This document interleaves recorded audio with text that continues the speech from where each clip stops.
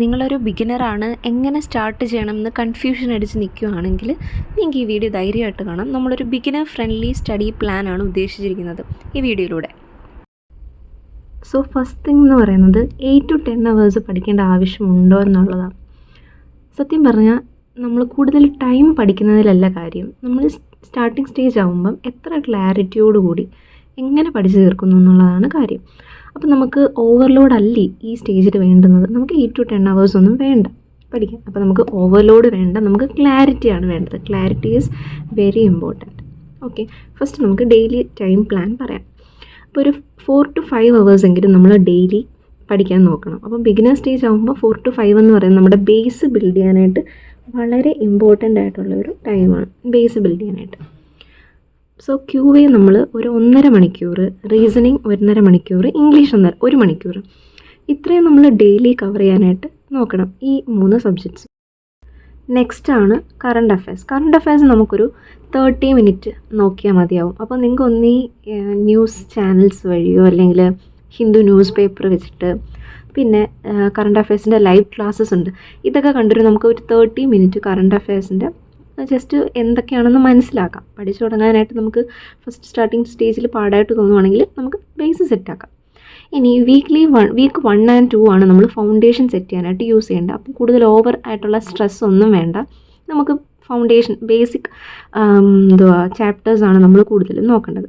അപ്പം ബേസിക്സ് നോക്കുമ്പം QAയുടെ കാര്യത്തിൽ നമ്മൾ 1 to 35 സ്ക്വയർ പഠിക്കുന്ന വളരെ ഇമ്പോർട്ടൻ്റ് ആണ്. ഇപ്പം 35 ഫസ്റ്റ് പാടാണെങ്കിൽ നിങ്ങൾ 1 to 30 വരെ പഠിക്കണം. പിന്നെ നിങ്ങൾക്ക് 35 വരെ നമ്മുടെ കൺവീനിയൻസ് അനുസരിച്ച് നമ്മൾ ആദ്യത്തെ 1-2 വീക്ക് കൊണ്ട് നമ്മളിത് സെറ്റാക്കാനായിട്ട് നോക്കണം. അപ്പം 1 to 35ൻ്റെ സ്ക്വയർ, പിന്നെ 1 to 20യുടെ ക്യൂബ് ഇമ്പോർട്ടൻ്റ് ആണ്. 1 to 20 ഒക്കെ മതിയാവും, അതിൽ കൂടുതൽ അങ്ങനെ ചോദിക്കാറില്ല.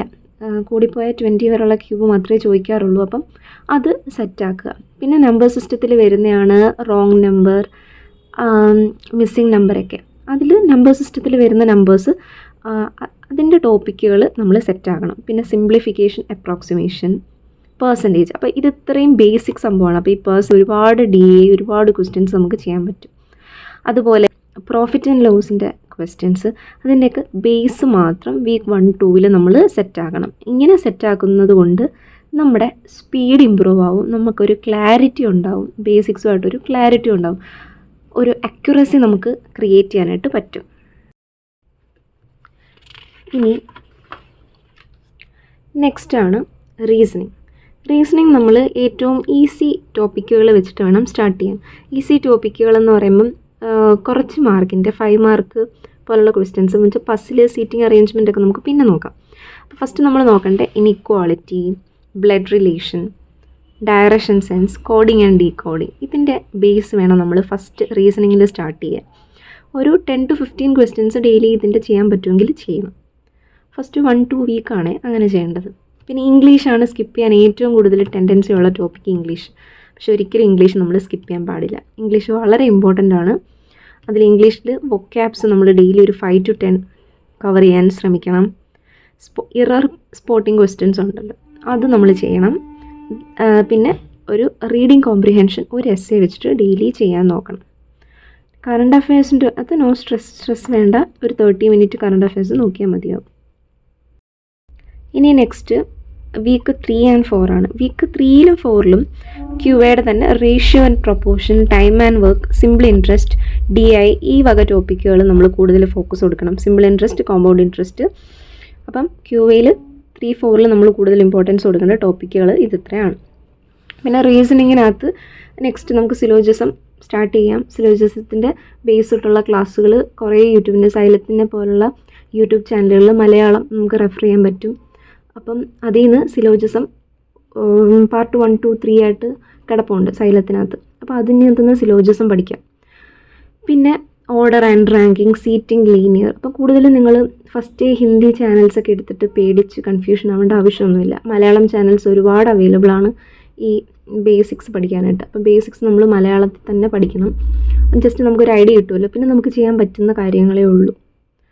അത് കഴിഞ്ഞിട്ട് ഇംഗ്ലീഷിൽ ക്ലോസ് ടെസ്റ്റ്, പാരാജമ്പിൾ, RC, ഒരു മീഡിയം ലെവൽ RC ഒക്കെ നമ്മൾ സ്റ്റാർട്ട് ചെയ്ത് തുടങ്ങണം. അപ്പം ഇത് ഇത്രയും കൊണ്ട് ഒരു ബിഗിനറിന് ഒരു ബേസ് സെറ്റ് ചെയ്യാൻ പറ്റും. പിന്നെ ഫ്രം 3rd വീക്ക് ഓൺവേർഡ്സ് നമുക്ക് മോക്ക് അനാലിസിസ് മോക്കൊക്കെ ചെയ്ത് തുടങ്ങാം. അപ്പം നിങ്ങളിപ്പം ഡെയിലി 1 മോക്ക് വെച്ചിട്ട് ചെയ്യണമെന്നൊന്നും ഇല്ല. അപ്പം നമുക്കൊരു 3 ദിവസം കൂടുമ്പം ഒരു സെക്ഷനൽ ചെയ്യാം. സെക്ഷനലിനകത്ത് ഇപ്പം എല്ലാം ഓൾട്ടർനേറ്റ് ഡേയ്സ് ആയിട്ട് QA റീസണിങ് ഒക്കെ ഓൾട്ടർനേറ്റ് ഡേയ്സ് ആയിട്ട് നമുക്ക് സെക്ഷനലൊക്കെ ചെയ്യാൻ പറ്റുന്ന സമയമാണിത്. സോ എല്ലാം ഓൾട്ടർനേറ്റ് ഡേയ്സിൽ നമുക്ക് QAയുടെയും റീസണിങ്ങിൻ്റെയും ഇംഗ്ലീഷിൻ്റെയും സെക്ഷനിൽ നിങ്ങൾ കവർ ചെയ്യാനായിട്ട് നോക്കണം.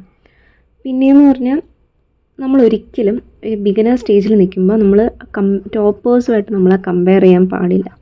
Don't compare as with toppers. നമ്മൾ ടോപ്പേഴ്സുമായിട്ട് നമ്മളെ കമ്പയർ ചെയ്യാൻ പാടില്ല. പിന്നെ ടഫ് ക്വസ്റ്റ്യൻസ് ഒക്കെ നമ്മൾ ഈ സെക്ഷണൽ ടെസ്റ്റൊക്കെ ചെയ്യുമ്പോൾ വളരെ ടഫ് ക്വസ്റ്റ്യൻസ് ഒക്കെ കാണും. അപ്പോൾ ഇതൊന്നും കാണുമ്പോൾ പേടിക്കുക ചെയ്യരുത്. പിന്നെ ഒരു ഡെയിലി 1% ഇമ്പ്രൂവ്മെൻറ്റ് തന്നെ നമുക്ക് ഇനഫാണ്. ഡെയിലി ഒരു 1% ഇമ്പ്രൂവ്മെൻറ്റ് വരുത്താൻ നമ്മൾ നോക്കണം. That is enough. ഓക്കെ, അപ്പോൾ ഡെയിലി ഒരു 1% ഇമ്പ്രൂവ്മെൻറ്റ് വരുത്തണം. പിന്നെ നമ്മളൊരിക്കലും ഈ പ്രിപ്പറേഷനിൽ ലേറ്റ് അല്ല. നമ്മളിപ്പോൾ ഒരു ജസ്റ്റ് സ്റ്റാർട്ടിങ് സ്റ്റേജാണ്. നമ്മൾ ലേറ്റ് അല്ല, ഇനിയും സ്റ്റാർട്ട് ചെയ്യാം. ഇപ്പോഴേ സ്റ്റാർട്ട് ചെയ്ത് തുടങ്ങാം. അപ്പം you are not late, you are just starting. അപ്പം നമ്മളൊരു സ്റ്റാർട്ടിങ് സ്റ്റേജിലാണ്. സ്റ്റാർട്ടിങ് സ്റ്റേജ് നമ്മളെപ്പോഴും ബെറ്റർ ആക്കാനും നമുക്ക് കൂടുതൽ ബേസിക്സ് ഒക്കെ സെറ്റ് ചെയ്ത് ഇതിലാണ് നമ്മുടെ എല്ലാം ഇരിക്കുന്നത്. നമ്മൾ ഇനി തൊട്ട് അങ്ങോട്ട് നമ്മുടെ മാർക്ക് സ്കോറിങ്ങും നമ്മൾ എങ്ങനെയൊക്കെയാണ് എന്നുള്ളതെല്ലാം ഈ സ്റ്റാർട്ടിങ് സ്റ്റേജിലാണ് നോക്കുന്നത്. സോ ഇന്ന് February 11 ആണ്. ഇന്ന് തൊട്ട് നമ്മൾ February 28 വരെയാണ് നമ്മുടെ ബേസ് നമ്മൾ സ്ട്രോങ് ആക്കുന്നത്. അപ്പോൾ ഞാൻ ഈ പറഞ്ഞ സിമ്പിൾ പ്ലാൻ വെച്ചിട്ട് തന്നെ നിങ്ങൾ ചെയ്താൽ നിങ്ങൾക്ക് ബേസ് സെറ്റാവും. അത് കഴിഞ്ഞ് നമുക്കൊരു March 1 to നമുക്ക് സെക്ഷണൽ ടെസ്റ്റ് സ്റ്റാർട്ട് ചെയ്യാം. ഓൾട്ടർനേറ്റ് ആയിട്ട് നിങ്ങൾ സെക്ഷനിൽ എടുക്കണം. QAയുടെയും റീസണിങ്ങിൻ്റെയും ഇംഗ്ലീഷിൻ്റെയും ഓൾട്ടർനേറ്റ് ആയിട്ട് സെക്ഷനിൽ എടുത്തിരുന്നാൽ മതി ഈ സമയത്ത്. ഓക്കെ, March 1 to 10 വരെ. അത് കഴിഞ്ഞിട്ട് 10 to നമ്മൾ ഫുൾ ലെങ്ത് മോക്ക് ചെയ്യാൻ തുടങ്ങണം. ഫുൾ ലെങ്ത് മോക്ക് ചെയ്യുന്നതിനോടൊപ്പം തന്നെ ആ മോക്കിൻ്റെ ക്വസ്റ്റ്യൻസ് അനലൈസ് ചെയ്ത് മിസ്റ്റേക്കുകൾ എഴുതിയെടുത്ത് അത് പഠിക്കണം. അപ്പോൾ ഇത് വളരെ ഇമ്പോർട്ടൻ്റ് ആയിട്ടുള്ള കാര്യമാണ് ഇത്രയും ചെയ്യുന്നത്. ഇത്രയും ചെയ്താൽ നിങ്ങൾ പ്രിലിംസിന് വേണ്ടി സെറ്റാവും. സോ അക്യുറസിയോടൊപ്പം തന്നെ സ്പീഡും വളരെ ഇമ്പോർട്ടൻ്റ് ആണ്. ഇപ്പം മിസ്റ്റേക്സ് വരാതെ അക്യുറസി മെയിൻറ്റെയിൻ ചെയ്ത് ബേസിക്സ് സെറ്റായാൽ നമുക്ക് മെയിൻസ് വരുമ്പോൾ വലിയ പാട് വരത്തില്ല. ഇതുമായിട്ട് റിലേറ്റഡ് ആയിട്ടുള്ള എന്തെങ്കിലും ക്വയറീസ് ഉണ്ടെങ്കിൽ കമൻറ്റ് ചെയ്യണം. നെക്സ്റ്റ് ഒരു വീഡിയോ നമുക്ക് ചെയ്യാം. സോ നിങ്ങൾക്കെല്ലാം മനസ്സിലായെന്ന് വിചാരിക്കുന്നു. സോ പോസിറ്റീവായിട്ട് സ്റ്റാർട്ട് ചെയ്ത് തുടങ്ങിക്കോളൂ. We can achieve together. Okay, all the best.